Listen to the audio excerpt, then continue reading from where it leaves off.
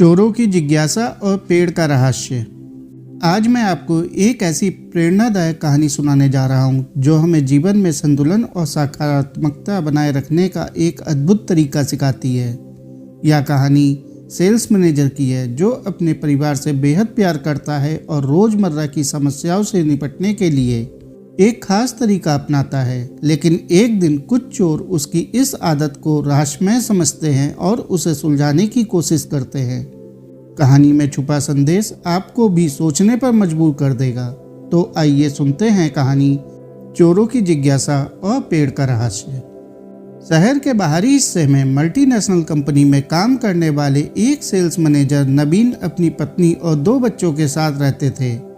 वह रोज सुबह काम पर निकल जाते और शाम देर को घर लौटते।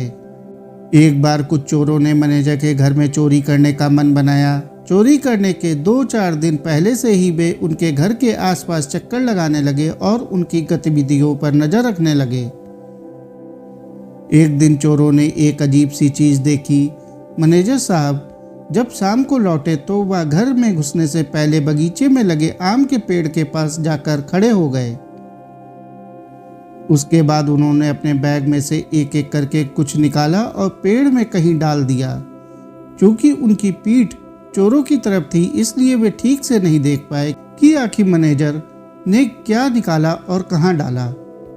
खैर इतना देख लेना ही चोरों के लिए काफी था। उनकी आंखें चमक गईं। उन्होंने सोचा कि जरूर मैनेजर ने वहां कोई कीमती चीज या पैसे छुपाए होंगे। मैनेजर के अंदर जाते ही चोर थोड़ा और अंधेरा होने का इंतजार करने लगे और जब उन्हें तसल्ली हो गई कि मैनेजर साहब खा पी कर सो गए हैं तो वे धीरे से बाउंड्री कूदकर उनके घर में दाखिल हुए। बिना समय गवाए वे आम के पेड़ के पास गए और मैनेजर साहब की छिपाई चीज ढूंढने लगे। चोर हैरान थे। बहुत खोजने पर भी उन्हें वहां कुछ नजर नहीं आ रहा था।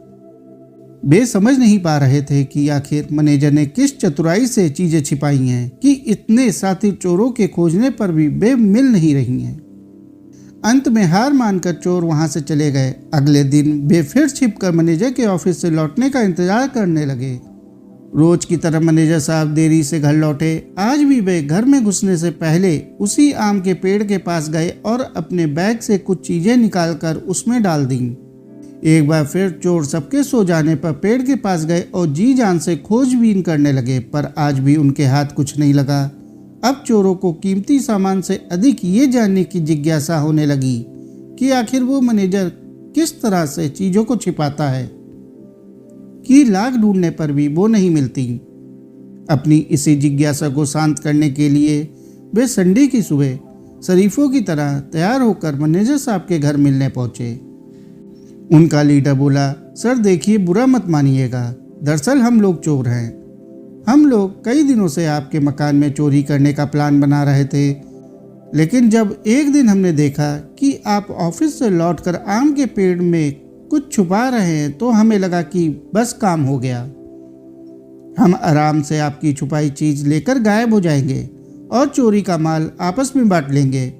पर पिछली 2 रात से हम सोए नहीं और सारी कोशिशें करके देख ली कि वो चीजें हमें मिल जाए, पर अब हम हार मान चुके हैं। कृपया आप ही हमें इस पेड़ का रहस्य बता दें।